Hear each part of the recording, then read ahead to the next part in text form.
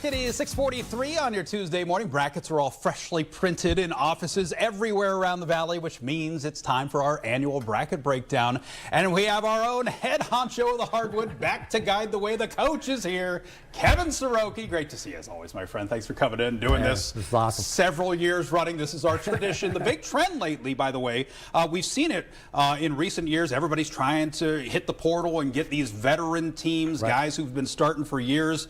But we're starting to see, I mean, COVID guys have kind of gone away a little bit. Now we're starting to see some freshmen really making an impact again. Well, I think this year a lot of freshmen has made a huge impact in college basketball.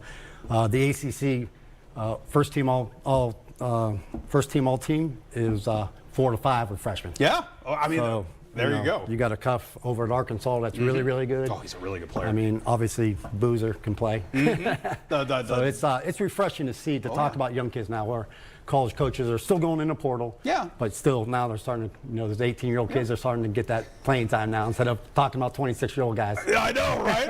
It almost seemed like a foreign pro team in some cases with some of these. So the big question going into Selection Sunday was, would a one-loss Miami of Ohio still get in after getting knocked out of the tournament? They did. Right. Is that the right decision? What do you think? Oh, heck yeah. If they didn't get in, it'd be atrocious, to tell you the truth. Hard to leave a 30-win team out, right? Yeah, no matter what. No matter, they're Division I. They're playing against Division I teams. So even though their schedule wasn't, really hard. Well, they can't do anything about that. There's nothing they can do about it. The non-conference they can a little bit, but the conference they can't. That's a good point. And the MAC was a little down this year.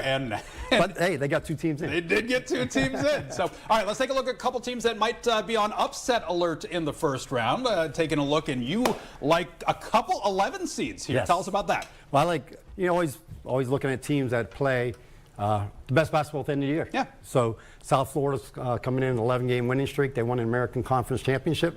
So Louisville got beat in the quarterfinals against Miami in the ACC. So I think 2 teams trending in opposite directions. South Florida's going to get them. Yeah. Well, and then North Carolina. I mean, their go-to guy's hurt, and he's not going to play. Right. That's why I like VCU a lot. But VCU won 16 of the last 17 games. Yeah. So they're on that trending the right way.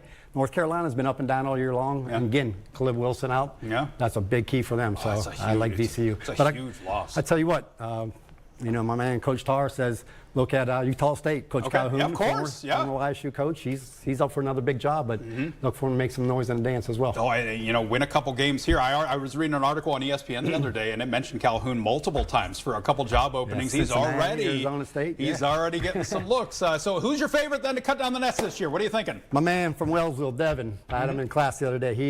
He picked Michigan. I like Michigan. I think Michigan got a good draw in the Midwest. Yeah. I think there's going to be a lot of upsets in that Midwest region too. So I think Michigan, they start 3 7-footers. Yeah, they're pretty athletic. Oh, and too, like their go-to guy, the All-American, didn't have a great game when I was watching against Ohio State, but they have other guys who can step up. That's the thing. They're so deep. Right, and they hit a big shot, to win to go into the championship game, even though they got beat by Purdue. Yeah, but they're I like them in the Midwest. They got the easiest. I think they got the easiest region of anybody. Yeah, there's some interesting challenges though, and you have a dark horse team too. Who's your dark horse this year? I like Arkansas. Okay. I like the 2 freshmen they got, Flemings and Accru. Accru's probably going to go to the league. Yeah. And probably be an All-American, freshman All-American. But Coach Calipari's always gets it done. You know what I mean? They just won the SEC championship, so I think he gets his kids to play really hard, especially at the end of the year.